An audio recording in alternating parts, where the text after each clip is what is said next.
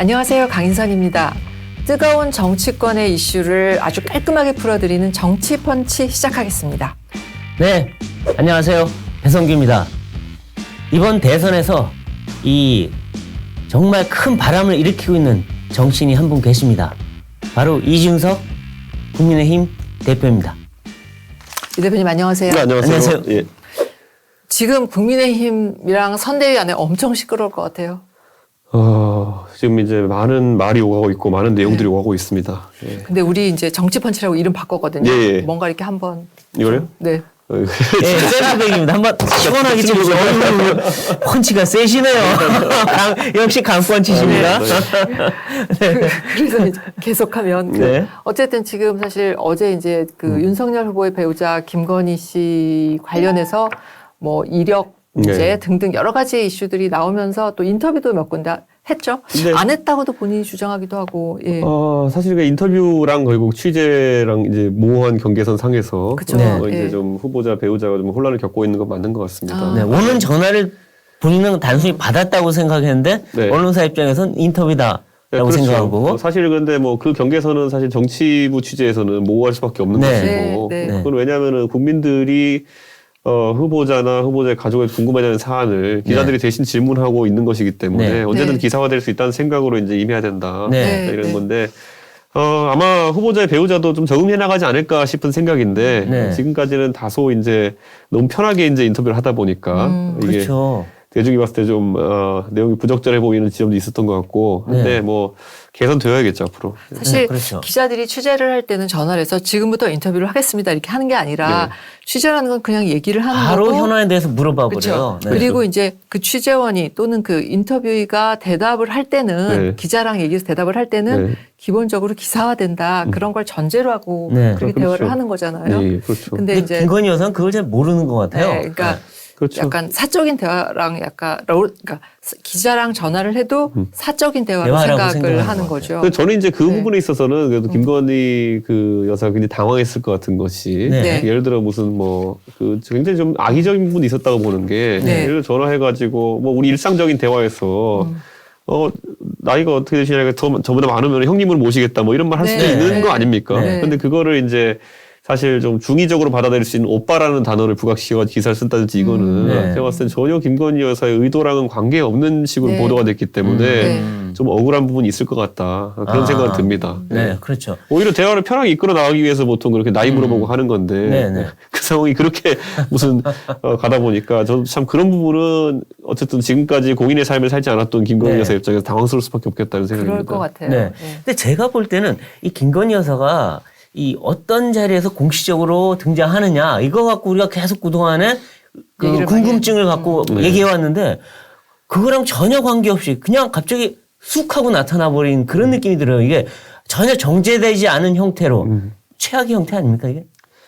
저는 사실 그래서 이거를 저희 뭐 선대위 차원에서 준비를 안 했냐라는 비판도 이제 네. 한데 사실 선대위 차원에서는 후보가 된 이후에부터 네. 항상 이런 부분에 대해서 여러 사람이 조언을 하고 또 네. 기획을 하고 고민을 해왔습니다. 네. 그런데 아마 후보자도 네. 이 준비하는 것 또는 이제 공개적인 행보를 하는 데 있어가지고 때가 되어야 한다. 네. 그리고 이렇게 좀 판단하고 있었기 때문에 네, 네. 저희가 보류를 하고 있었던 부분이 많죠. 아 그렇죠. 저희도 네. 그래서 굉장히 천천히 나올 거다 했는데 이렇게 불쑥 그냥 나와버리는 형태가 되니까 좀 납득이 안 가요. 저는 그래서 당황스럽습니다, 지금 솔직히. 네. 근데 어쨌든 뭐 선거라는 거는 항상 다이나믹한 거기 때문에 그렇죠. 네. 상황이 벌어진 상황에서 어떤 최선의 결과를 내느냐가 선대위의 고민이기 때문에 네. 오늘도 아주 활발하게 저희가 고민을 하고 또 움직이고 있습니다. 그러니까 그러면 등판한다는 그렇죠. 그 형식이 이제 없어진 건가요? 이제 이미 해버린 건가요? 글쎄요 이상하게 등판이 돼버렸어요. 저는 뭐 그런 앞으로 등판이라는 이벤트는 없겠지만은 네. 반대로 이제 지금 연말 연시가 이제 다가오고 네. 그렇기 때문에 어떻게 행보를 설계하고 하냐에 따라 가지고 네. 아주 다른 결과가 나올 것이다. 네. 저는 특히 지금 민감한 시기인 게 뭐냐면은 그 12월 말부터는 네.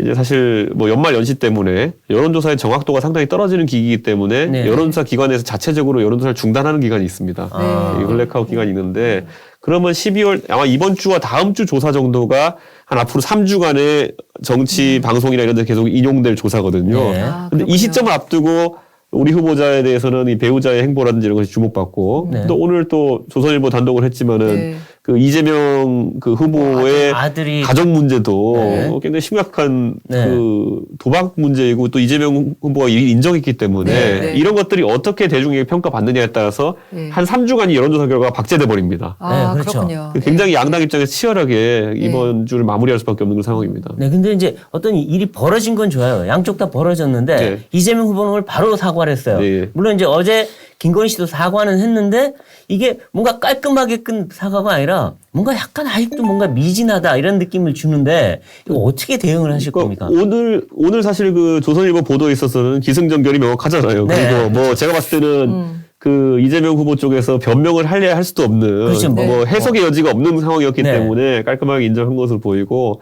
다만 이제 후보 같은 경우에는 네. 이제 이 일이 일어났다고 하는 시기들도 후보자와 배우자가 결혼하기 전의 일이기도 하고 그렇죠. 그래서 후보자도 상황 파악에 좀 시간이 필요한 것이 아닌가 네. 그런 생각이 들어서 또 후보자는 워낙 많은 일정을 소화하고 있기 때문에 네. 평소와는 다르게 이제 가족 간 소통이라는 것도 아주 원활하지 않을 수 있습니다. 그래서 저희가 조금 시간이 걸리는 것뿐 어제 이제 김건희 여사도 그리고 후보자도 이 일에 대해서 굉장히 낮은 자세로 가겠다는 취지로 네. 이제 이야기했기 때문에 네.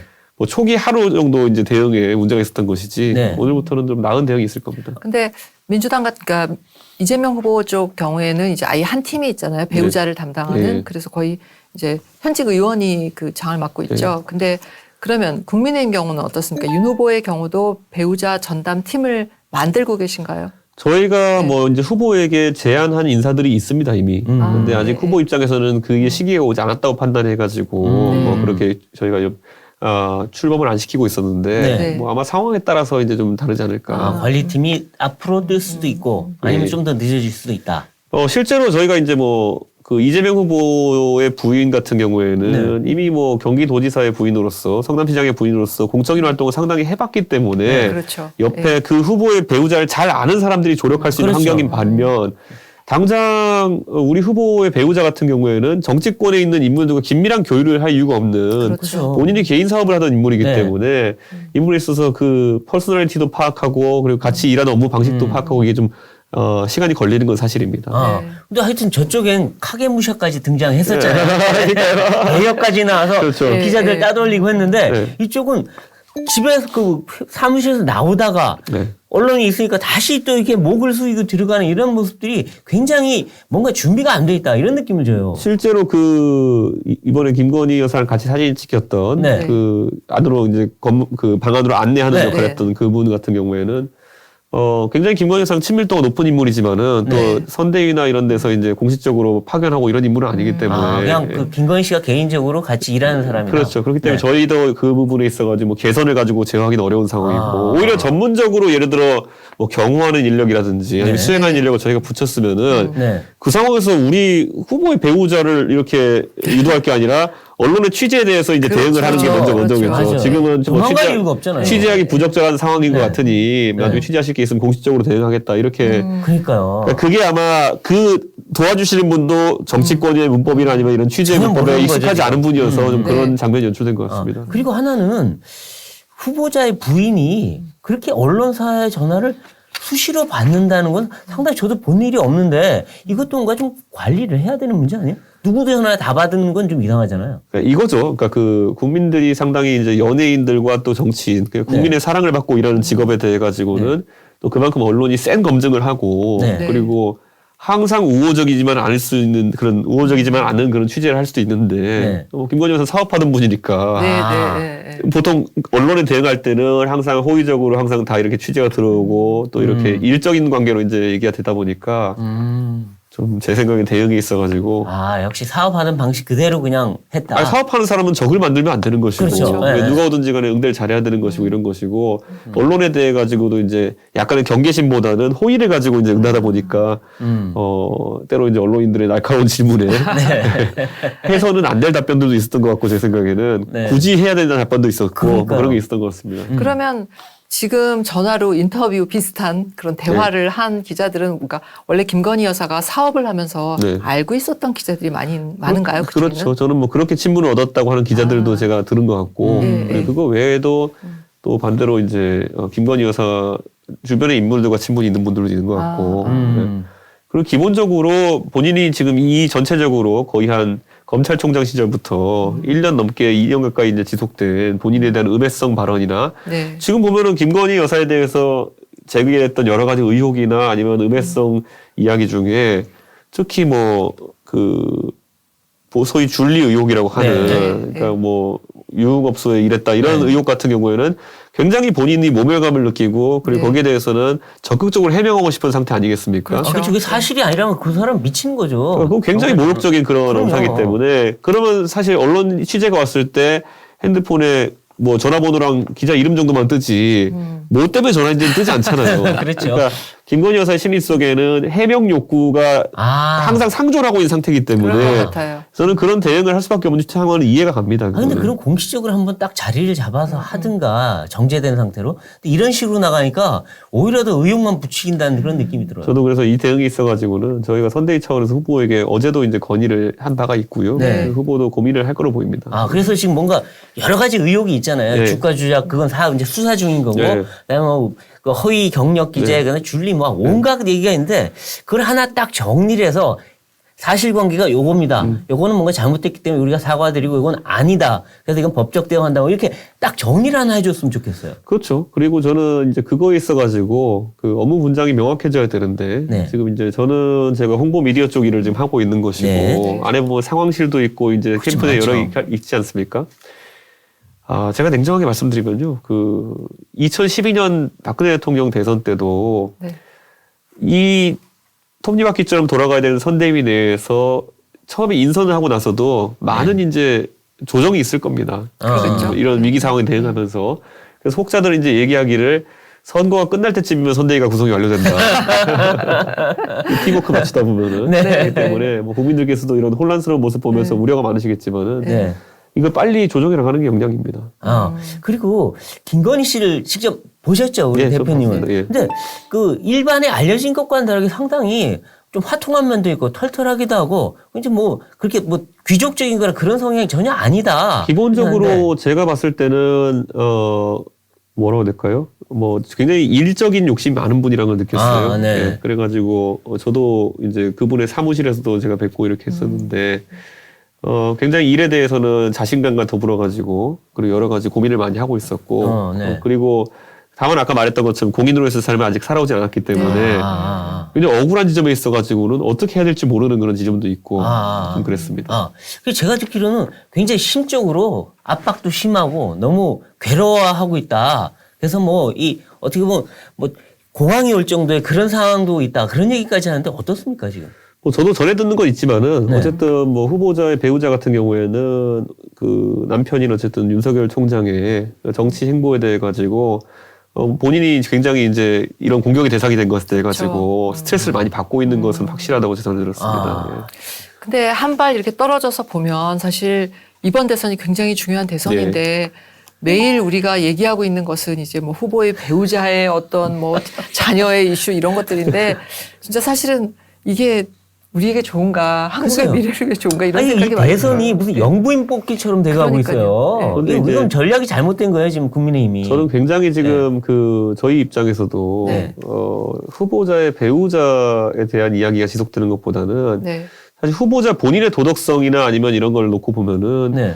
한쪽은 검찰총장 출신이고 한쪽은 검사 사칭 후보 출신이고 예. 예. 저는 이런 부분이 충분히 대척점이 되는데 글쎄요, 그러니까 그거를 이슈화시키지 못하고 자꾸 영부인 쪽으로 가니까. 제가 그러니까 뭐 이걸 타박하는 건 아니지만은 네. 사실 그 언론에 있어가지고 언론이 보도하는 데 있어가지고 결국엔 정치인들이 생산하는 말과 네. 글에 따라 가지고 그걸 해석해서 내는 게 언론 아니겠습니까? 네. 그런데 제가 이번에 좀 느낀 것은 저희 이제 프레임 전쟁이라고 하죠. 네. 근데 여기에 있어가지고 저희 공보단의 기능을 좀 강화할 필요가 있겠다라는 네. 생각했던 게 제가 아까 말씀드렸던 것처럼 한쪽은 범죄 잡던 검찰총장이고 네. 한쪽은 검사를 사칭해가지고 네.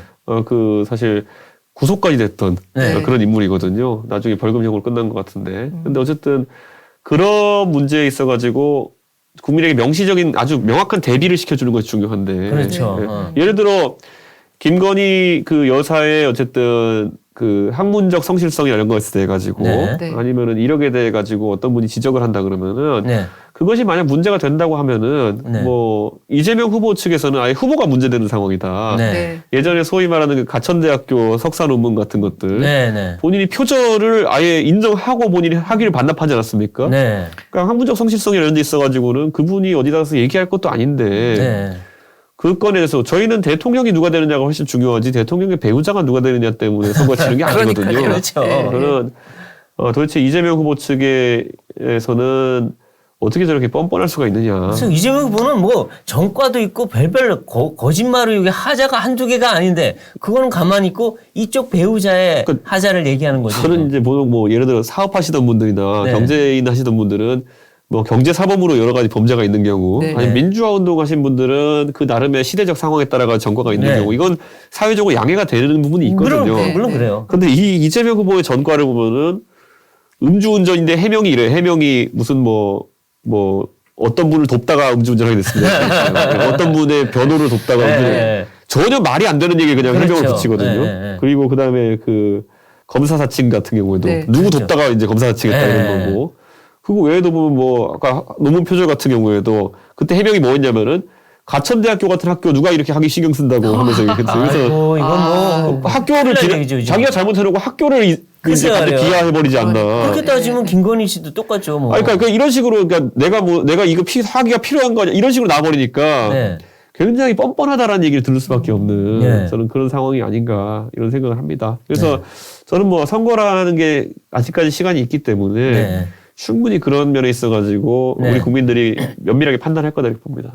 근데 어떻게 보면 김건희 씨의 등판을 앞두고 결국 김건희 씨에 대한 각종 의혹, 그다음에 논란 이런 것들이 터질 수밖에 없긴 해요. 근데 그게 좀 앞당겨져서 터진 거 아닌가 이런 생각도 듭니다. 그렇죠. 그리고 저는 사실 후보자의 배우자에 대한 여러 가지 의혹 중에서 소위 말하는 도이치모터스 의혹도 그렇고 그리고 네. 그 줄리 의혹이라는 것도 그렇고 네. 오히려 사실관계상 이제 후보자의 배우자가 억울한 부분이 상당히 있었다는 것들도 많이 나오고 있거든요. 네. 그렇기 때문에 저는 저희가 오세훈 시장 때 이제 사실 생태탕 의혹이라는 이런 겪어봤기 네. 때문에 네. 잘 알지 않습니까? 네. 저는 이 선거 막바지로 갈수록 이 튀어나오는 이런 마타도어식 공격 같은 경우에는 많죠.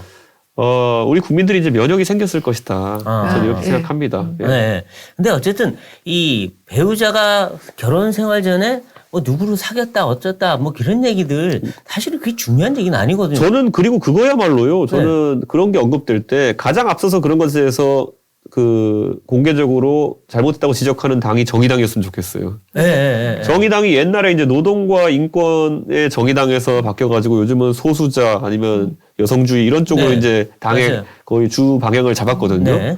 그렇다면 그들이 보호해야 될 여성주의라고 하는 것은 어쨌든 여성이 굉장히 이제 사회적 활동을 활발하게 하고 네. 그리고 사실 그 우리 후보자가 결혼하기 이전에 어떤 뭐 이력이 있었는지에 대해 가지고 매우 치졸하고 비열한 공격이 들어오면은 네. 그럴 때 정의당이 그런 것을 깔끔하게 이거는 우리가 이념적으로 다르다 해도 절대 용납돼서는 안 되는 것이다 하면은 그때 정의당이 멋있어 보이는 거예요. 그렇죠.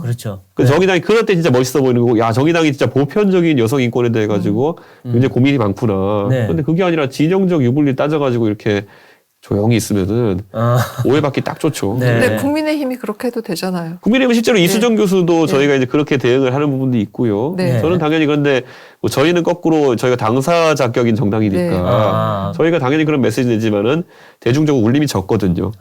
그렇죠. 그런데 지금 같은 상황에서 만약에 그런 어떤 진보적 색채를 띤 정당에서 그런 말이 나오면은 야, 저 당이랑 우리가 강령은 좀 맞지 않을지 모르겠지만 보수 측 입장에서도 네. 저 사람들은 굉장히 그들이 얘기하는 소수자 보호나 여성주의 운동에 대해서 굉장히 진실적이구나라는 네. 진정성이 있구나라는 생각을 할 수 있는 건데 네. 왜 이런 좋은 호기를 놓치고 아무 말 안 하는지 모르겠습니다. 네. 근데 어떻게 보세요? 2030 여성들은 네. 줄리 논란을 어떻게 볼까요?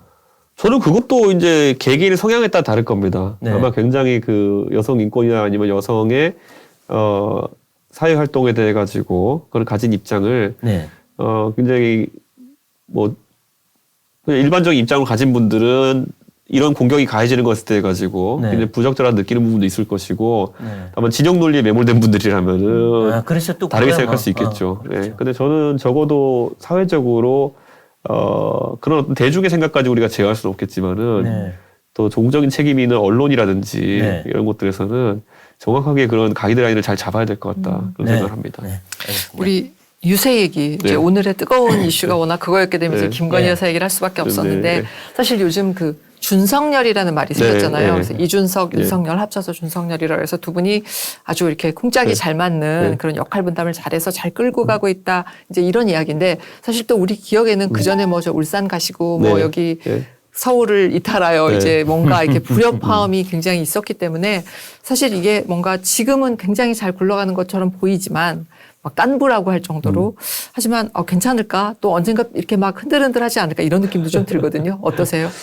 그러길 바라는 분이 좀 있는 것 같아요. 요즘 인터넷에 보면은 뭐 네. 저와 후보자 사이를 이제 좀 네. 이간질. 하는 분들이 좀 있더라고요. 근데 그분들이 오히려 상대 진영이면 모르겠는데 네. 내부에 있다. 이쪽 진영에서도 오히려 좀 그러길 바라는 분들이 있는 것 같은데. 윈스턴 준스턴이 갈라지기를. 네, 그러니까 어제도 후보자와 제가 이제 저희 자체 이제 유튜브 방송을 하면서 진행했지만 이건 있어요. 제가 후보자랑 7월 초에 이제 처음 본 것 같아요. 네. 우리 당에 입당하기 전에 7월 30일 입당이고 그 당시에 이제 후보자에게 제가 딱 한 가지 우리 서로 약속하고 가자라고 이야기했던 것이 그 당시 총장님도 이제 정치를 하시기 시작하면은 주변에 사람이 붙을 것이고 굉장히 여러 사람이 저에 대한 평가를 할 것이고 네. 저에게도 여러 사람이 총장님에 대한 평가라고 할 것인데 네.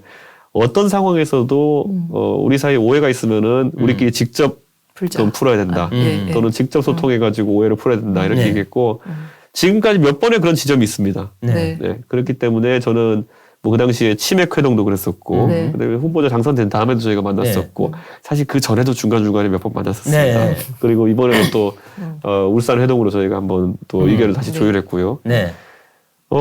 저는 그렇기 때문에 후보자에 대한 신뢰가 있습니다. 적어도 후보자 주변에 한동안 윤핵관이라고 했던 사람들이 네. 이제 사실상 이간을 하려고 했던 게 맞거든요. 그런 부분도 그렇고 그리고 후보자의 의중과 전혀 관계없는 말을 하는 사람들 네. 네. 저는 잘 안 믿거든요. 근데 후보자도 그걸 안 믿고 네. 그러다 보니까 저희는 굉장히 일적으로 깔끔하게 대화를 합니다. 보통 만나면. 근데 뭐 보면 윤핵관으로 지목된 분들은 다 본인이 아니래요. 윤핵관이. 참. 원래 뭐 비교 적자치 보시면 도둑이라는 거 맞습니다. 그래서 후보자 같은 경우에는 지금 특히 이 젊은 세대를 기반으로 한 정치 모델이라고 하는 것에서 네. 누구보다 관심이 많습니다. 그래서 이번에 후보자가 당장 방송 TV 토론을 준비하는 팀만 하더라도 네. 지금 평균 연령이 한 30대라 보시면 될 겁니다. 그렇군요. 그만큼 젊어졌다. 저희 네. 그 토론 배틀 참여했던 젊은 세대를 주축으로 해가지고 네. 이번에 저희가 준비를 하고 있는데 네. 굉장히 후보자가 그런 어떤 선거의 전면에 네. 젊은 세대를 배치해야 된다부터 시작해서 저한테 적재적소에 좀 사람 배치해달라 부터 해서 구체적인 좀 부탁사항들이 있거든요. 근데 제가 봤을 땐 이번에 후보자가 좋은 성과를 거두게 된다면은 아마 전무후무한 방식으로 이기는 선거를 하지 않을까 그런 기대가 좀 됩니다. 좀 어떤 컨셉인지 잘 이해가 잘 안 가는데 그 토론 배틀에 참여했던 젊은 분들이 윤 후보 주변에서 어떤 역할을 해준다는 겁니까? 뭔가 스파링 파트너가 돼주는 건가요? 그런 경우도 있고, 네. 그리고 이제 후보자의 이제 화법이나 이런 것을 면밀하게 젊은 세대 입장에 분석을 할 겁니다. 그러니까 후보자가 지금 이제 워낙 이제 법률가로서 네. 이 되게 구체적으로 설명하는 그런 어떤 그런 버릇이 버릇이 좀 있죠. 있거든요. 네. 그런데 이제 후보자가 소위 말하는 기사거리가 될 만한 표현들을 뽑아내고, 네. 그리고 결국 정치라는 거는 TV 토론이라는 거는 원래 이제 법률가로서의 후보는 네. 법조 기자들과 소통하면서 그러면 법조 기자들이 후보의 그런 어떤 논리적이고 복잡한 이야기를 대중이 소화할 수 있는 형태로 한번 씹어가지고 이렇게 그렇죠. 그쵸. 좀 풀어내주는 게 그게 언론인들의 역할 네. 아닙니까? 근데 아마 후보자가 이제 겪어야 될 TV 토론이라고 하는 것은 직접. 네. 후보자가 본인이 직접 소통으로 대중이 씹을 수 있는 사이즈로 잘게 분절해가지고 내용을 잘 표현해야 되는 1, 2분 거예요. 안에 표현해야 돼요. 그렇죠. 근데 그런 부분에 있어가지고는 젊은 세대는 젊은 세대가 옳다고 생각하는 또 좋다고 생각하는 방식으로 소통을 기대하고 있고 네. 그 젊은 세대가 하다못해 비유 하나를 들다 하더라도 네. 젊은 세대가 자기들 세대 감각에 맞는 비유 네. 이런 것들을 용어, 들기 바라는 그런 것이거든요. 거 다 다르죠. 네. 그러니까 그런 거 하면 큰일 나는 거예요. 지난번에 제가 뭐 그 김병준 위원장님 간단히 실수하신 것처럼 전투복 브로치 이런 거 하면 큰일 나는 거예요. 그런 것처럼 네. 네. 제 생각 그런 게 근데 후보 입장에서도 주로 도와주는 팀이 있어야 되고 네. 그래서 그런 것들을 이제 준비하려고 네. 해서 구성이 완료됐습니다 지금. 일종의 필터링을 하는 거네요. 그치? 어떤 표현 같은 거에 있어서. 필터링 넘어서 후보가 가진 생각을 얼마나 젊은 세대와 가깝게 소통할 수 있게 하느냐. 네. 근데 그 얘기를 들으면서 그냥 자연스럽게 생각나는 거는 이제 사실 2030이라는 게 이번 선거에서 너무나 중요한 네. 그룹이기 때문에 이제 거기에 타겟팅을 하는 거는 이해를 하는데 너무 그쪽에 집중하다 보면 역시 또 집도끼를 잃어버리는 그럴 가능성도 좀 있지 않습니까? 근데 우리 후보가 사실 뭐 지금까지 문재인 정부와 맞서는 과정에서 네. 저희 전통적 지지층에게 심어준 신뢰라고 하는 것은 굉장하기 때문에 네. 아.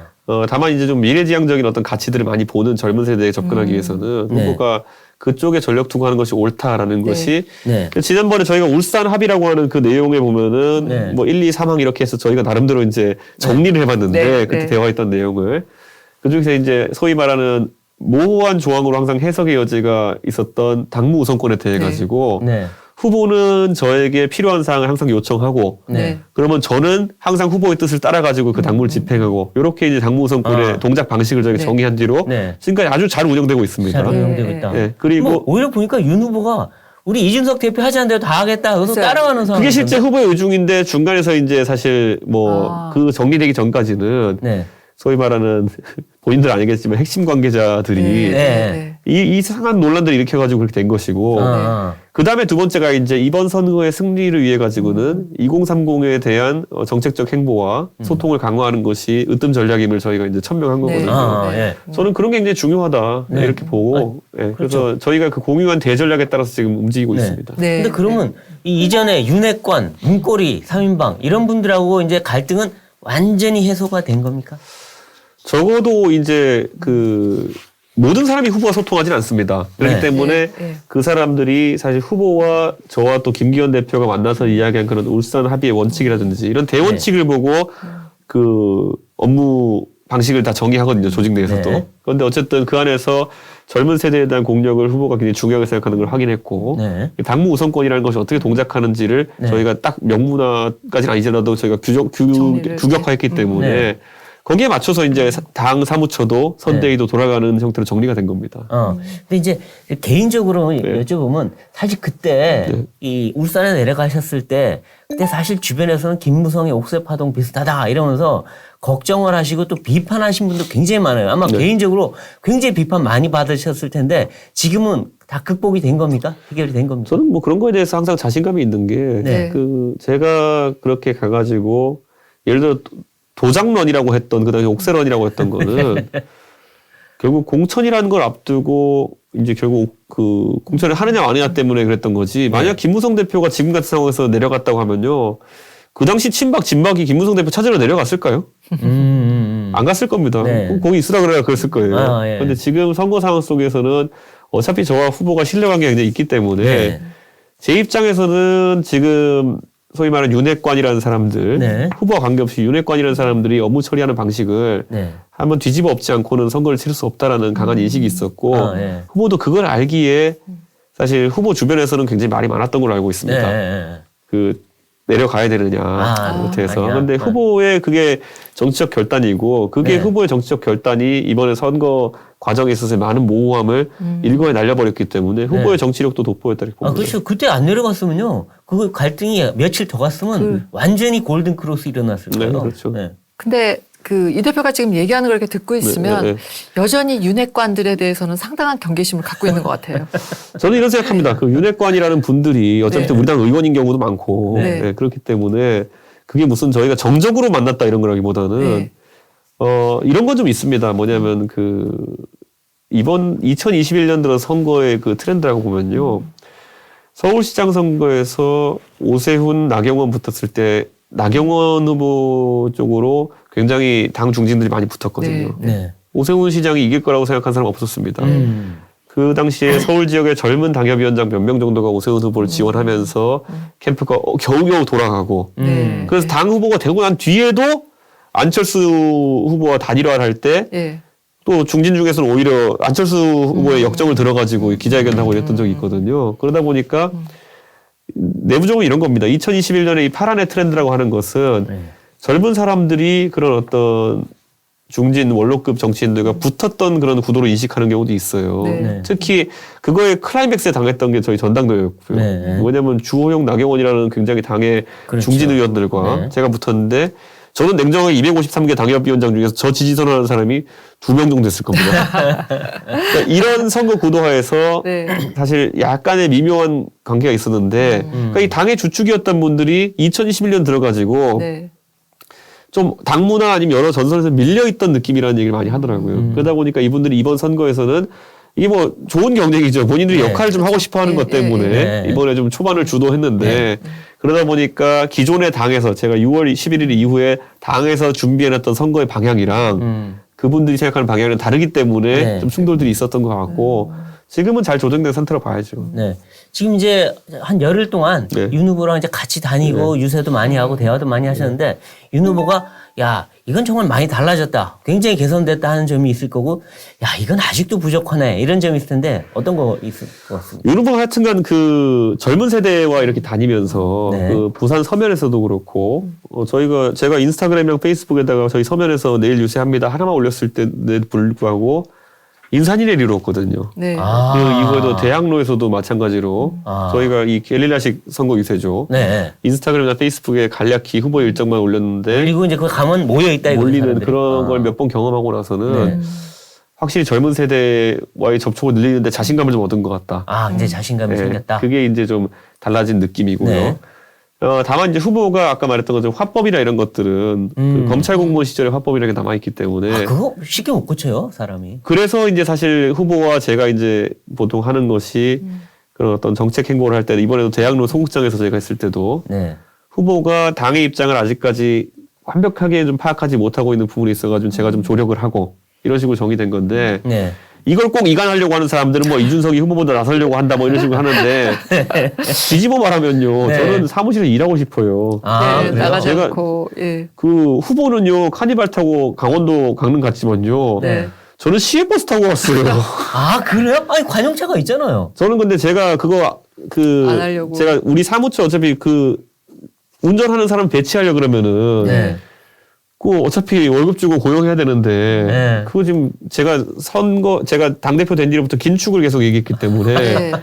저는 그냥 KTX 타고 시외버스 타고 가거든요. 그러니까 아. 아니 대선 때인데 그거는 뭐 차 하나 쓰면 안 제가 됩니까? 마지막 한두 달 정도는 제가 네. 그래서 네. 이제 그 지방 일정이 많을 땐 그거 쓰려고 네, 하는데 써야 돼요. 지금은 여의도 네. 일정이 많기 아, 때문에 아, 제가 네. 하는데 그래도 후보가 강릉이나 아니면 이런 데 동행하고 같이 싶다면은 저는 진짜 같이 강릉에 차 타고 가세요, 그럼 같이. 강릉까지 KTX 타고 강릉에서 춘천은 시외버스 타고 갔어요. 그러니까 저는 거꾸로 지방 일정 별로 안 하고 싶어요, 저는. 근데 그 항상 그 후보가 뭔가 좀 초기에 어려움을 겪을 수 있는 부분을 보완해야 되는 것도 제가 네. 당의 당인으로서 역할이기 때문에 네.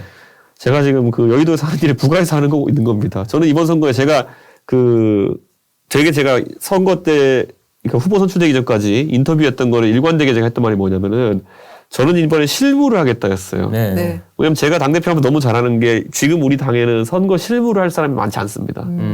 그게 이거는 그냥 냉정하게 말씀드리면은 저희가 180석일 때 18대 때 네. 그러면 보통 의석이 수도권에서 한 50석 나오는 겁니다. 그렇죠. 네, 그렇죠. 그리고 나중에 이제 새누리당 때 150석 저희가 했을 때는 수도권에서 한 30석 나오는 겁니다. 3, 40석. 그리고 이제 123석 나왔을 때 20대 때는 네. 한 20석 나온 겁니다. 네. 그런데 이게 중요한 게 뭐냐면요.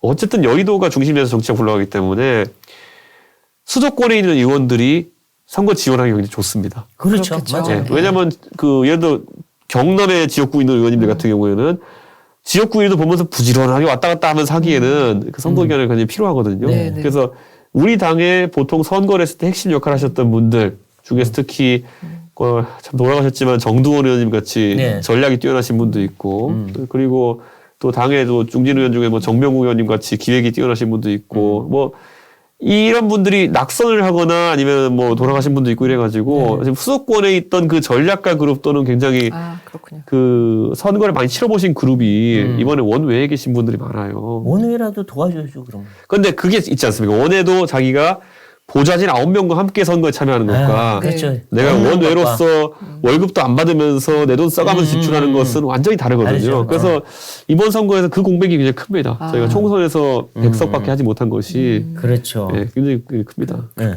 근데 이제 지금 2030의 마음을 얻기 네. 위해서 굉장히 노력을 하고 계신데 그 뭐 유세를 다녀본다든지 아니면 뭐 여러 가지 그 소통을 해본 결과 2030은 지금 어디를 보고 있다고 생각하세요? 후보를 보면서 어떤 후보를 고르겠다. 저는 기본적으로 스타일입니다. 아, 그 젊은 세대가 구체적인 내용이 있어가지고 예를 들어 이 법안에 찬성하면은 당신 찍고 이번에 이거는 아니라고. 한 10년 전, 15년 전의 선거 방식이고요. 네. 그때 그래서 2012년에는 뭐가 있었냐면은 굉장히 구체적인 사안들 갖고 젊은 세대가 요구를 했었어요. 네. 반값 등록금이라든지 네. 뭐 이런 네. 그때 주제가 돼서 그 당시에 그거에 대한 찬반으로 논쟁이 많이 있었는데 지금은 우리와 소통할 자세가 되어 있느냐 뭐 이런 거거든요. 아. 네. 근데 그 소통이라는 것이 우리의 언어로 우리의 아젠다를 얘기할 자세가 되어 있느냐. 우리의 이거를. 고민을 알아듣느냐. 그렇죠. 그런 그래가지고 거. 예. 사실 올해 2021년도에 젠더 이슈라는 말도 굉장히 많이 나왔던 것처럼 그렇죠. 예. 젠더 이슈를 피상적으로 이해하고 있으면은 남성 팀이냐 여성 팀이냐 이런 식의 논리로 받아들이고 있는데 적어도 그 젠더 이슈를 굉장히 공정의 문제나 여러 가지 치환해가지고 소화할 능력이 있는 사람인가 뭐 이런 걸 보거든요. 그런데 냉정하게 말하면 여의도 바닥에서 그거 잘 준비한 사람이 별로 없습니다. 그렇죠. 쉽지 않죠. 네. 그러니까 근데 이준석은 이대남이다. 보통 이렇게 생각하고 있잖아요. 그래서 이대녀들의 반발이 크다고 알려져 있는데. 근데 어떻게 그런 거는 생각하세요? 굉장히 그냥 그 저에 대해 가지고 그런 반대하는 분들이 이대남 이대녀 프레임을 굉장히 하는데 제가 말한 것 중에 구체적으로 이대남을 위해서 말한 게 별로 없습니다. 근데 이미지는 그렇게 돼 있어요, 그쵸. 지금. 예. 이대남의 대변자. 그렇게 만드는 건데 사실 저희가 이제 이게 있어요. 정치인들은 네. 제가 이제 우리 후한테도 제가 이 말을 계속 했는데 아침에 선거가 있으면요 후보자들이 가가지고 국회 선거 때도 지하철 인사를 이렇게 계속하고 이렇게 하는 이유가 네. 그렇게 지하철 인사 3시간 하고 나면 열평 올 거야 뭐 이런 게 아니라 네. 굉장히 실시간 여론조사입니다.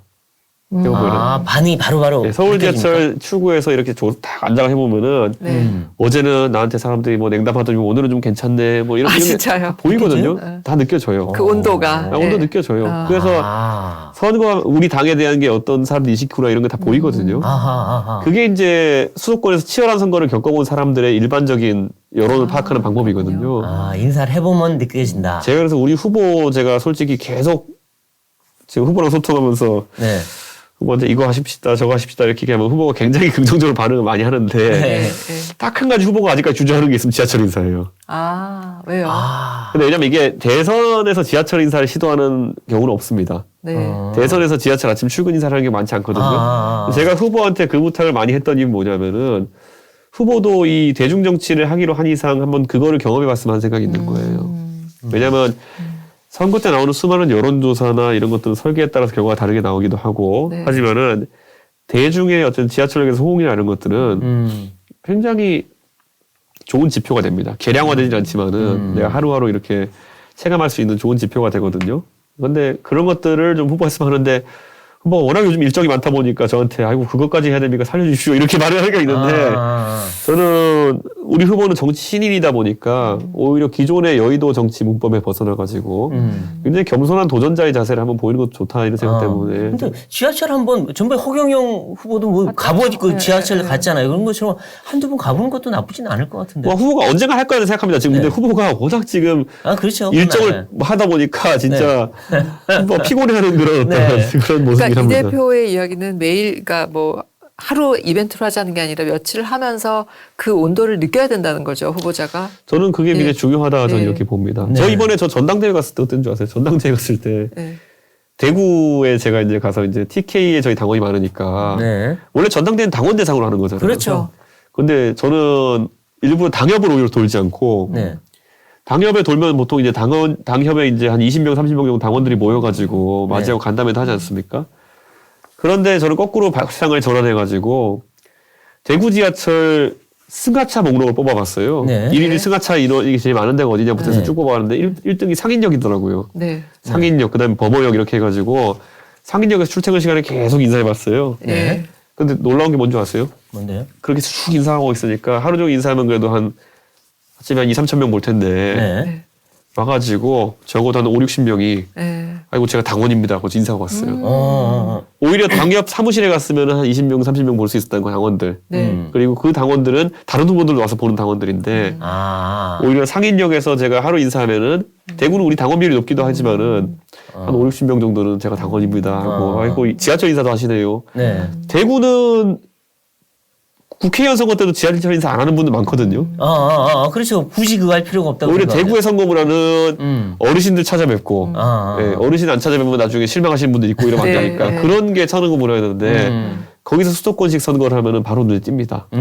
그게 이제 제가 어디서도 들었냐면은 대구에 예전에 지금 이제 재선 대구시장 하시는 권영진 시장님이 네. 권영진 시장님이 원래 제 노원병비 노원을에서 정치하시던 분이거든요. 굉장히 그렇죠. 험지거든요. 맞아요. 네. 그러다 보니까 권영진 시장님은 선거운동 진짜 열심히 하는 게 이제 돼 있으신데 그때 권영진 시장님 선거 끝나고 나서 권영진 시장님이 근데 한 번에 내려가시고 바로 대구시장이 됐잖아요. 그렇죠. 네. 뭐가 달라요? 그랬더니만은 야 서울에서 정치하던 사람은 악수하는 것부터 다르더라 이러더라고요. 아, 네. 대구에서 정치하던 사람과 서울에서 정치하는 사람은 어떻게 달라요? 잡고 이렇게 하고 눈 마주치고 아이고 뭐 지난번에 만났을 때 이런 얘기 다 기억하고 이렇게 하는 게 다른 거고 대구에서는 이제 보통 이제 공무원 하시다가 처음 국회의원 나오시는 우리 의원들 보면 처음에 요즘은 안, 네. 의원 되고 나서 안 그래 처음에는 막 이러고 인사하고 되게 많죠. 그런 거 공무원태 습성이 나오는 거죠. 건성으로 아예 인사를 안 하든지 뭐 네. 이런 거 이런 네. 거 되게 많은데 네. 그런 게 확실히 그 우리 후보도 그래서 그 좀 그런 적극적인 선거 운동 문화를 좀 장착했으면 하는 생각이 있어가지고 근데 전번에 오셨을 때도 얘기했는데 이 홍보 이쪽에 완전히 다르게 해보겠다. 네. 뭐 맨날 그냥 TV 나가서 하는 그런 돈 쓰는 그런 거 안 하고 딴 거 해보겠다는데 뭔가 새로운 전략이 있으세요? 시기에 따라 하나씩 당당 나올 겁니다. 그런데 시기에 이제 따라. 그래서 이제 저희가 준비를 다 해놓고 있고 네. 사실 이번에 그 AI 윤석열 같은 경우에도 네. AI 윤석열 그 자체가 기획의 끝이 아닙니다. 네. AI 윤석열이 무슨 말을 할 것이냐가 이제 기획이거든요. 그렇죠. 네, 근데 AI 윤석열이 굉장히 다양한 지점에 활용될 겁니다. 네. 네. 이미 축사 같은 거에 다 AI 윤석열이가 축사하고 있다고 들었어요. 그렇고 그렇게 지금 후보 비서실에 돌리고 있고요. 네. 그런데 그거 외에도 네. 사실 축사를 저희는 축사는 할 걸 기대 안 하고 AI 윤석열 만들었거든요. 네. 근데 후보가 축사 요청한 분도 있으면은 뭐 대독 이런 거 보내는 것보다 그렇죠. 대독보다 홀랐죠. 그게. 대독보다 훨씬 이제 더 친밀도가 있게 그렇게 네. 하는 게 좋겠다 해가지고 비서실에서 활용하기 시작한 걸로 보이고요. 그래서 그게 직접 촬영한 동영상인 줄 알았다는 사람. 근데 윤 후보가 실제보다 되게 잘생겼다. 이렇게 했는데 가까이 보니까 그게 AI더라. 그 후보가 이제 그거 도리도리 안 한다 그래가지고 그 AI가 가는데 그걸 이제 제가 버그라고 그게 이제 네, 그게 농담삼아 얘기하기도 하는데 AI 윤석열이 중요해지는 지점이라고 하는 거는 그 특화 메시지입니다. 그 AI 윤석열이 그 한 사람 한 사람에게 특화된 말을 해줄 수 있다는 게 굉장히 중요한 것이거든요. 유권자가 이제 5,500만이 전부 다 개별적인 대상이라고 생각하고 저희가 대화를 시도할 수 있다는 게 중요하고 그게 가능해요? 그 맞춤형으로? 가능합니다. 그게 지금 저희가 이제 하는 건데 우선 AI 이준석도 있거든요. 예. AI 이준석은 이번에 연말에 연합장도 전부 다 그래요? 네, 그 저희 한번 돌려주세요. 저희도 연합장도 저희가 그 AI 이준석은 AI 윤석열을 연합장에 쓸지는 아직까지 모르겠는데 네. 당대표 연합장 있지 않습니까? 네. 그걸 이제 종이로 만들어 보내는 것보다 네. 사람 하나하나마다 다른 메시지로 다 이렇게 AI 이준석으로 보내는 걸 지금 저희가 그럼 준비 중에 그거는 있습니다. 뭐 카톡이나 뭐 그런 걸로 옵니까? 아니 이메일로 옵니까? 어떻게 옵니까 그게? 그 유튜브로 오나요? 저희 당원 전체한테 아마 메시지로 링크로 보낼 겁니다. 그래 누르면은 거기에 AI 이준석 메시지가 나오는 그런 건데 후보도 그러니까 이거는 제가 연합장이라고 제가 하는 거니까 이제 얘기 드린 거고 후보는 그것보다 훨씬 적극적으로 선거 과정 중에 국민 한 사람 한 사람에게 또 그리고 또 야. 그 당원들에게 네. 개별적인 메시지로서 저희가 얘기할 겁니다. 야, 5천만을 향한 AI 윤석열. 근데 이제 말씀하시는 걸 들으니까 역시 이제 젊은 맞아요. 후보고 네. 아니, 젊은 당 대표고 또 IT 쪽에도 밟고 그러니까 이런 걸 많이 하는구나라고 생각하면서도 또 지하철 인사를 생각하면 역시 선거는 아날로그의 힘인가 네. 스킨십인가 그런 생각이 들거든요. 어떤 게 저는 이런 생각입니다. 모든 어떻게 것이 조화를 제가 말하는 그런 온라인이나 디지털적인 그런 선거 운동도 발상의 전환을 기반으로 한 거고요. 네. 네. 우리 후보에게 제가 지하철 인사를 좀 했으면 좋겠다라고 얘기하는 것도 발상의 전환입니다. 뭐냐면은 대선 후보가 지하철 인사를 하는 경우 거의 없습니다. 네. 아, 네. 그런데 그렇게 한다는 거는 우리 후보는 정치 신인이고 네. 여의도의 문법을 깰 수 있는 사람이기 때문에 네. 상징적인 행보를 몇 개 보여줄 수 있다. 네, 네. 저는 이런 얘기를 하는 거죠. 네. 근데 이제 그동안에 이제 지금은 많이 불식이 됐지만 우리 이준석 대표가 이 당 내부에 관한 일에 너무 천착을 하다 보니까 이 상대방 이재명 후보와 문재인 대통령 민주당에 대한 공격이 너무 적었다.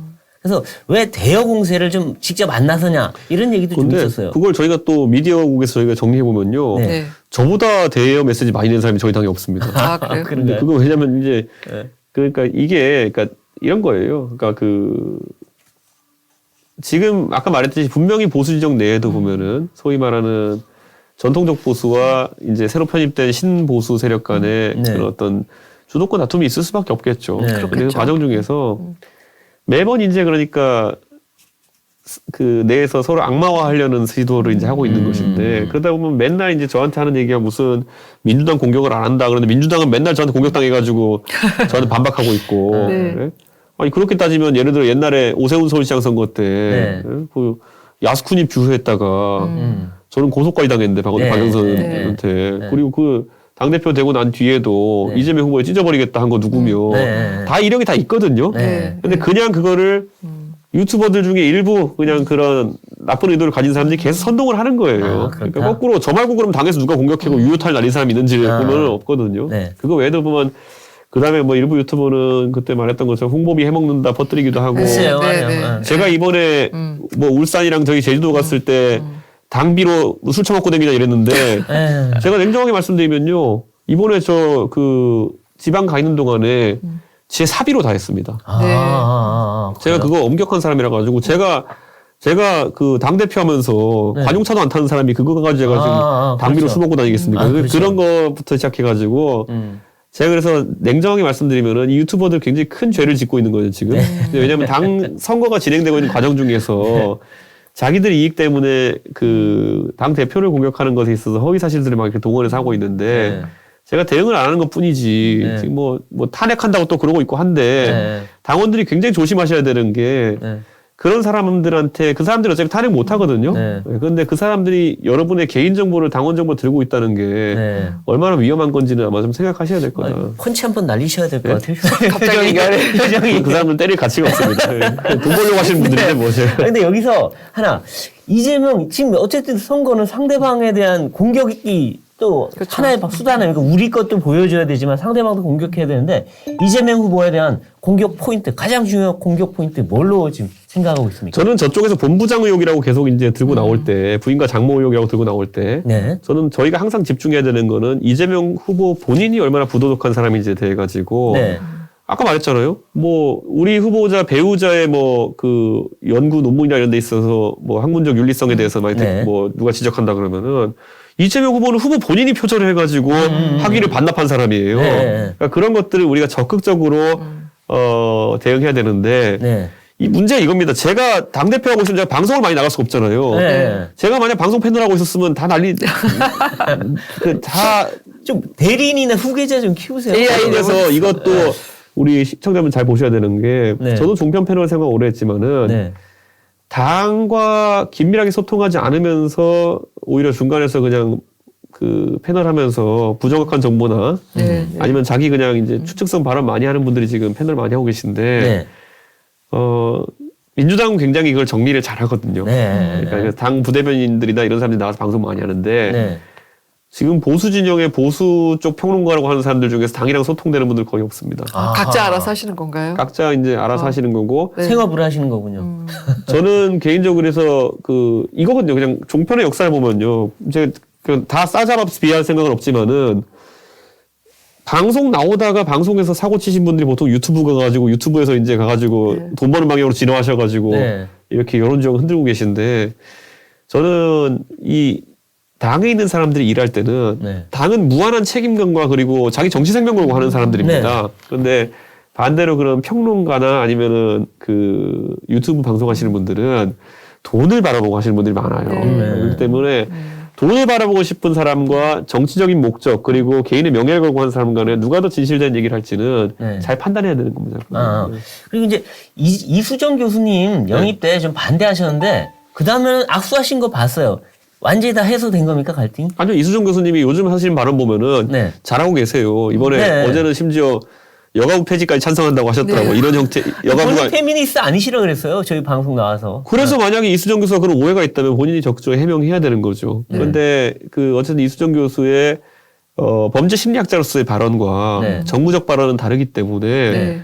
저는 그 부분에 있어서 조심해야 된다고 이제 걔가 지적한 거고 어쨌든 인선은 후보 인선 의사가 제일 중요합니다. 네. 제가 후보한테 이수정 교수 영입에 대해서 반대는 제가 끝까지 안 하겠지만은 제가 반대 의견 남겼다는 것 정도만 기록으로 남기고 네. 그건 제가 받아들이겠습니다 하고 이수정 교수께는 제가 초기에 이제 이수정 교수 선대위원장 되고 나서 이제 뭐 아침 라디오 가서 뭐 하신 말씀 이런 거는 굉장히 부적절한 발언들이거든요. 무슨 뭐 30대 아들이 있다가도 그리고 뭐 당대표 뭐 가르치겠다 이런 거 있잖아요. 네, 보면은. 네, 네. 근데 요즘은 좀 정제돼서 말씀하시니까 같이 일하는데 무리가 없습니다. 근데 선대위 왜 처음에 이 대표는 선대위는 약간 좀 작은 선대위를 원했잖아요. 네. 근데 결과적으로는 이제 지금 윤 후보의 뜻에 따라서 굉장히 메머드급 선대위가 됐는데 그래서 이제 기능도 겹치고 메시지에 혼선도 있고 이런 지적들이 많이 나오는데 그거에 대해서는 어떻게 생각하세요? 저는 이겁니다. 그러니까 아까 제가 말씀드렸듯이 253개 당협 중에서 이준석을 지원한 당협이 2개밖에 없는 그런 상황 속에서도 국민들은 이준석을 당대표로 만들어 주셨거든요. 네. 그런데 저는 후보가 그 자신감이 있는 상태였음에도 불구하고 주변에 초기에 이제 경선 단계에 조언했던 분들이 제 생각에 좀 왜냐면 그분들은 그 이준석식 선거 방식보다는 과거의 방식이 익숙해져 있으니까 네. 그걸 후보에게 좀 많이 주입한 게 아닌가 그런 생각이 좀 안타깝고 네. 냉정하게 말하면은 지금 후보가 선대위 구성하면서 후보의 신선함이 많이 좀 퇴색한 부분도 있습니다. 그리고 그 인사들 함에 있어가지고 어떤 경위에서 한 인사들인지 모르겠지만은 네. 그렇게 늘려가지고 얻은 이득보다는 지금 늘려가지고 손실 본 게 많습니다. 근데 인사들 중에 좀 뭔가 무리를 일으켜서 당을 나갔다가 슬그머니 복당하는 분들도 있고 또 전에 뭐 있었던 일 때문에 이 논란이 다시 돼가지고 다시 그냥 선대에서 물러난 분도 있고 하는데 이런 거는 조금 약간 눈살이 찌푸러진 점들이 있어요. 근데 이제 그런 거잖아요. 그 함익병 원장 같은 경우는 저랑 TV조선 강적들에서 계속 방송하던 네. 사이고 네. 그러다 보니까 또 저랑 친분이 인사하다 보니까 네. 제가 추천했느냐 그랬는데 그건 또 아니었고 노재승 씨도 결국에는 제가 그 서울시장 선거 때 기획했던 2030 시민참여유세단에 네. 참여해가지고 유명해진 인사고 네. 그다음에 이번에 또 그 출범식 때 고3 학생이 연설해가지고 네, 그렇죠. 김민규 군 같은 경우에도 내일 대학 발표가 난다고 하는데 어쨌든 아 그렇군요. 예. 아. 그 김민규 같은 경우도 우리 토론 배틀에서 영입한 인재고 네. 이게 있는 겁니다. 그 후보가 2030을 굉장히 쓰고 싶어 하고 그리고 같이 해보고 싶은 생각이 많아서 사람들 찾는데 네. 결국은 이준석이 당대표 되고 나서 또는 그 전에 했던 일에서 모인 사람들 내에서밖에 안 나오는 겁니다. 아 그렇군요. 이게 지금 보수 정당이 가진 한계성이에요. 합작이 안 되는군요. 저는 이번 선대위에서 제가 추천한 사람 없거든요. 네. 그래요? 제가 추천한 건 김기현, 김도욱밖에 없어요. 이분들은 당연히 거의 당연히. 원내를 대우해야 되니까 네. 꼭 넣으시라 이 말밖에 안 했거든요. 네. 근데 거꾸로 후보가 주변에 이제 그럼 2030 괜찮은 사람 찾아봐라 이렇게 해가지고 찾으면은 꼭 그 바운더리 아닌 거예요. 토론 배틀 아니면 시민 연설자 뭐 네. 이런. 그러니까 이거는 보수 정당이 지금까지 굉장히 반성해야 되는 게. 네. 저 말고는 지금까지 이런 거 발굴하기 위한 노력을 안 해왔던 겁니다. 그러니까 밭을 저만 갈았던 거예요. 그러니까 어디서 골라와도 제 밭에서 나오는 거죠. 네. 손을 더 멀리 뻗어야 되는데 지금 팔이 안 가는 거죠. 글쎄요. 사실. 저는 앞으로 이거는 저희가 참 반성해야 된다.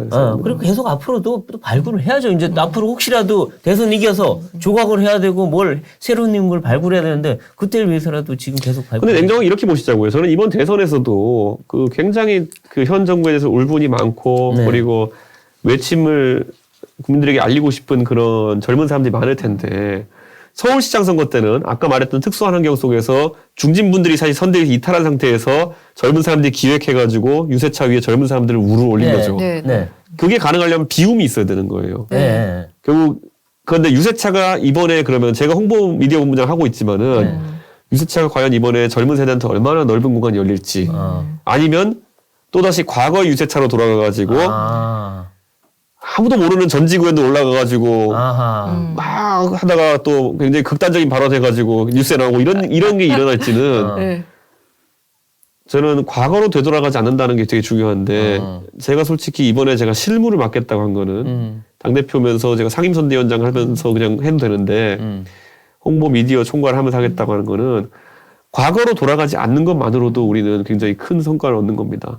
근데 옛날 새누리당 한나라당 굉장히 걱정입니다. 지금 한번 보십시오. 이게 나중에 제 예언이 어떻게 될지 모르겠지만은 그때는 자연적으로 그런 특수한 선거구도화에서 그분들이 선대에 빠진 거고 네. 지금은 아마 유세차에 나중에 그렇게 막 2030이 주축이 된 유세차 운영을 하면은 네. 그 유세차 담당하는 사람이 뭐 개XX 소XX 소리 들으면서 네가 뭔데 내가 올라가는 막느냐 그렇죠. 너 정치 그만하고 싶어 이거 나옵니다. 네. 맞아요. 나옵니다. 유세차에 누가 올라가냐 고 맨날 싸웠잖아요. 그게 아마 그런데 많은 사람들한테는 퇴보로 받아들일 가능성이 있습니다. 네. 근데 그러면 별도의 유세차를 하나 마련하세요. 2030 유세차를. 그거는 제가 또 선호하는 방식이 아닙니다. 아니에요. 네. 뭐 물러날 사람들이 물러나야지 왜 그거를 특수리그를 보십시오. 아마 선거 때 네. 저희 당만 그러니까 저쪽 당도 그럴 겁니다. 네.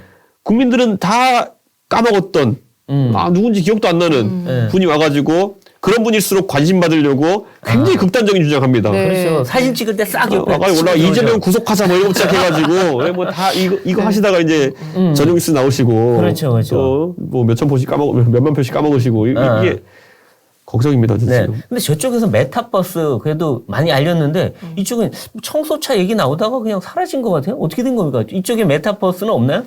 준비 다 돼 있고요. 저쪽에 있는 건 웬만한 건 저희가 그거 이상은 다 준비돼 있습니다. 근데 지금 후보가 일정 소화를 하기 좀 지금 너무 힘들어해서.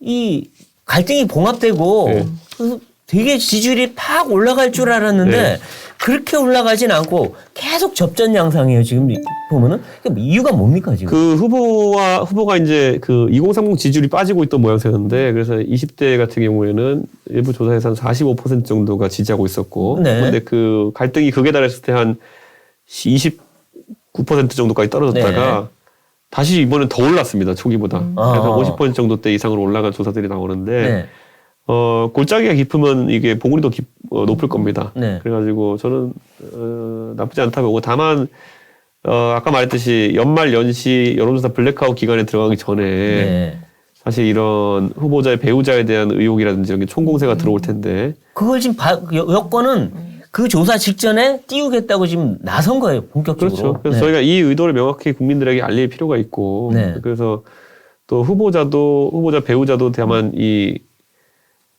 더 이상 검찰 공무원 윤석열이 아니라 그러니까 이 정치인 윤석열로서의 대응을 강화해야 된다. 좀 이런 생각을 합니다. 그리고 하나 더 이 안철수와 단일화 이런 얘기가 이제 내년 되면 아마 본격적으로 나올 텐데 우리 이준석 대표가 안철수 대표를 싫어해서 단일화 별로 잘 안 이루어질 거다. 뭐 이런 얘기도 나오고 아니다. 또 공동정부 구성도 가능하다. 여러 얘기가 나오는데 어떻게 저는 이렇게 생각하거든요. 그 장사치처럼 저희가 보이면 안 됩니다. 그리고 산술적으로 표가 합쳐진 경우 거의 없습니다. 그렇기 때문에 냉정해야 되고 서울시장 선거 단일화 때 결과론적으로 안철수 대표가 자기가 무슨 뭐 서울시장 선거 도안 이런 얘기 하는데 천만의 말씀 자기가 되고 싶었던 거죠 그냥. 그래가지고 그냥 단일화 나왔던 거고 실제 단일화 막판에는요 저희 오세훈 캠프에서 굉장히 분통을 터뜨릴 만큼 비열한 공격을 많이 했습니다. 그때 생태탕 의혹에 대해 가지고 안철수 대표가 긴급 기자회견도 하기도 했고요. 그러니까 저는 이걸 뭐 저희가 동지적 관계를 볼 건 전혀 아닙니다. 그리고 지금도 보면은 안철수 후보 측에서 우리 후보에 대한 양비론적 메시지 굉장히 많이 내고 있고요. 그렇기 때문에 저는 그 부분에 있어가지고는 절대 냉정하게 가야 된다. 그 당시에 단일화에 대해서 굉장히 부정적이시네요 지금 보니까. 그때 반추해 보면요, 그러니까 올해 5월만 한다 보더라도 제가 아까 말씀드렸지만은 저희는 충분히 본선에서 이길 수 있는 오세훈이라는 훌륭한 후보를 보유한 상태였고요. 그럼에도 불구하고 여러 정계의 다른 이유로 인해 가지고 저희 당의 중진 의원들까지 안철수 후보를 미는 모양까지 있었어요. 그런데 그것은 우리 당의 후보를 당선시키기 위해서 한 건 아닐 겁니다. 그들이 개인적으로 하고 싶은 것이 있어서 그런 걸 텐데 지금 안철수 대표를 단일화 국면에 끌어들이고 그렇게 해가지고 어떤 모양새를 만들자고 하는 분들이 우리 후보의 당선만을 위해서 그런 얘기를 하는 건 아닙니다. 예를 들어 그 안철수 대표와의 합당 또는 단일화 또는 이런 걸 통해 가지고 정치적으로 다른 지형을 그리는 사람들이 그런 이야기를 하는 경우도 있거든요. 제가 그런 부분은 냉정하게 판단하셔야 된다. 예. 우리는 다만 저희 선대위나 제가 당대표로서 제가 가진 임무라고 하는 것은 우리 후보가 당선되기 위한 모든 노력을 하는 것이고 네. 그에 도움이 된다면 그것도 고려할 수 있겠지만은 지금 제가 파악하고 있는 바로는 그 목적보다는 다른 정치적 이유들이 많이 개입되어 가지고 그 움직이는 분들이 있다. 그래서 그건 약간 걱정입니다. 네. 저의 마지막 질문은 굉장히 단순하게 대답하실 수 있는 건데 네. 사실 뭐 이런 네. 아주 단순한 또는 단기적인 전술 네. 그런 거는 굉장히 다 좋은 것 같은데 네. 근데 이 선거 전체를 끌고 가는 어떤 큰 아이디어 그건 뭔가요? 우린 지금 어디를 가고 그러니까 그 당의 입장에서 지금 어디로 가고 있는 것인가요? 당대표가 되기 전에 당대표가 돼가지고 네. 계속 준비해왔던 거는 세대 결합론. 그러니까 세대 결합론. 그 소위 전통적 보수와 신보수의 결합을 이끌어내기 위한 그런 전략이 이제 가장 큰 전략이고 그게 아까 말했던 울산 회동에서 있었던 네. 천명한 대원칙이고 네. 그리고 세부적으로 정책적으로는 김종인 총괄위원장께서 주력으로 삼는 거는 코로나 대처에 대해서 우리가 역량을 보이는 것이다. 네. 이런 걸 지금 주로 이제 가져가고 있고. 그렇죠. 뭐 국민 관심사가 그거니까. 네. 지금. 그래서 이제 코로나 관련해서도 우선은 국민들이 우리 후보와 김종인 위원장 간의 50조 100조 이야기를 네. 주목을 하고 있고 네, 그렇죠. 뭐 저는 네. 이런 부분이 네. 가장 중요하다 이렇게 봅니다. 그러니까 코로나와 2030 이렇게 그렇죠. 딱 보이네 보니까. 그렇죠. 네. 그래서 네. 그런 부분에서 좀 특화된 전술들을 구현하려고 합니다. 네. 네. 그럼 이제 우리 뭐 시청자분들께 마지막 짧게 네. 메시지. 한마디 메시지 해주시죠. 진짜 그 선거 그 지휘하는 것이 사실 굉장히 어렵습니다. 예, 그리고 선거 캠프가 500명이든 1000명이든 뭐 10명이든 20명이든 보통 그 안에서 진짜 사력을 다해 사는 사람은 5명 안 넘습니다. 예, 그런데 이제 보시면 선거하는 동안에 한 5명이 누군지 보이실 거거든요. 그 5명 괴롭히시면 안 됩니다. 예.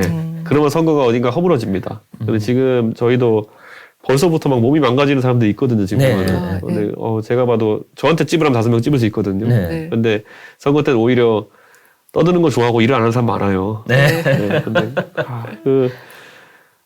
그걸 잘 가리셔야 됩니다, 우리 유권자분들도. 나중에 그런데 거꾸로 보면은 자가면 변형 비슷하게 나중에 그 5명이 욕을 먹는 경우도 있어요. 네, 그렇겠죠. 네. 근데 그런 거는 굉장히 선거에 악영향을 끼칩니다.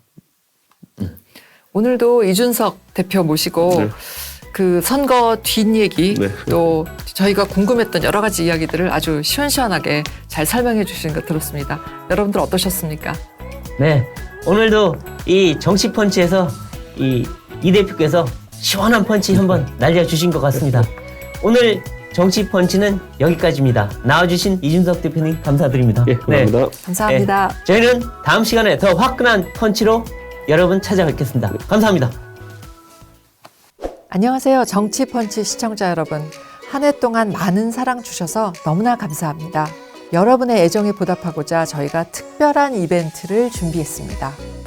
네, 12월 한 달간 시청자 여러분께서 저희 유튜브 채널에 이 슈퍼 챗, 슈퍼 땡스, 슈퍼 스티커를 보내주시면 그 수익 전액을 사랑의 열매에 기부할 예정입니다.